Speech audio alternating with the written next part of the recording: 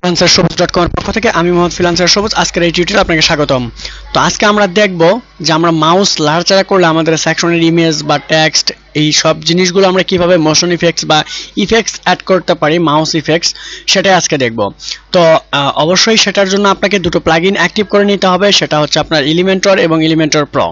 ওকে, এই দুটো জিনিস অ্যাক্টিভ করে নিতে হবে। যদি আপনার কাছে এলিমেন্টর প্রো না থাকে, আমি ডাউনলোড লিঙ্কটা ডেসক্রিপশন বক্সে দিয়ে দেবো, ফ্রিলি ডাউনলোড করে ইউজ করতে পারেন। ওকে, তো আপনি যদি ফার্স্ট টাইম আমার চ্যানেলে ভিজিট করে থাকেন তো অবশ্যই একটা রিকোয়েস্ট থাকবে সাবস্ক্রাইব করার জন্য এবং পাশে থাকা বেল বাটনটি অবশ্যই বাজিয়ে দিবেন। Let's get it start now. তো আমরা এই সেকশনটাতে যদি মাউস ইফেক্ট অ্যাড করতে চাই তাহলে এই সেকশনের উপরে ক্লিক করে দিব, দেন আমরা চলে যাব অ্যাডভান্সে। অ্যাডভান্স থেকে আমরা মোশন ইফেক্টসে ক্লিক করব। করার পরে এখানে দেখতে পারতেছেন মাউস ইফেক্টস নামে একটা অপশন আছে, এটা আমরা অন করে দিব। ওকে, অন করার পরে এখানে দেখতে পারতেছি মাউস ট্র্যাকিং, আমরা যেখানে ট্র্যাক করব সেখানে মাউসের ইফেক্টটা পড়বে। আমরা এখানে পেন্সিল আইকনে ক্লিক করে দিচ্ছি, তো এখানে দেখতে পারতেছেন এই যে মাউসের ইফেক্ট যেটা শুরু হয়ে গেছে অলরেডি, এই যে দেখুন, ঠিক আছে। সো এটা যে স্পেসটুকু আপনি কমায় দিতে পারেন যে এইটুকুর ভিতরেই এটা লড়বে, এর বাইরে যাবে না। আপনি যদি স্পেস বাড়ায় দেন তাহলে দেখতে পারতেছেন পুরো আপনি ওয়েবসাইটে দেখুন এই যে পুরো সেকশনটা আছে, এই সেকশনটার ভিতরে লড়চড়া করবে। ওকে, তারপর আমি এটাকে কমায় দিচ্ছি।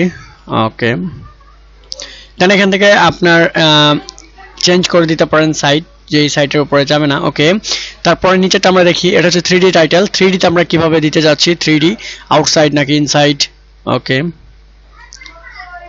ওকে, এটা হচ্ছে 3D অ্যানিমেশন, এটা আপনি অ্যাড করতে পারতেছেন আপনার ওয়েবসাইটে।